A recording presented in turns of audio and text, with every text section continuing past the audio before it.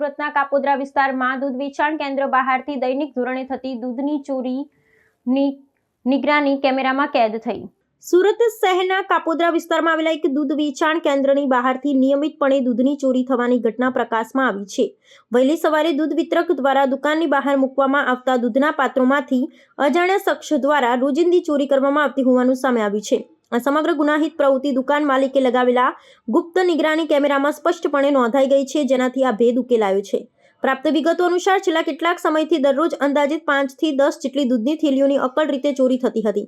રોજે રોજ થતા આ આર્થિક નુકસાનથી ત્રસ્ત થઈ વેપારીએ પોતાની દુકાનની બહાર સતર્કતાના ભાગરૂપે આ કેમેરો ગોઠવ્યો હતો।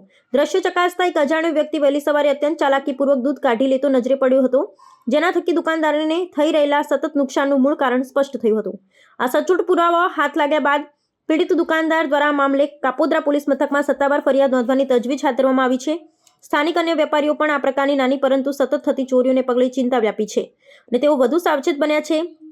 પોલીસ પ્રશાસન દ્વારા કેમેરાના દ્રશ્યોના આધારે અજાણ્યા ઈસમની ઓળખ કરી તેની સત્વરે ઝડપી પાડવા કાયદેસરની કાર્યવાહી કરવામાં આવશે તેવી અપેક્ષા સેવાઈ રહી છે।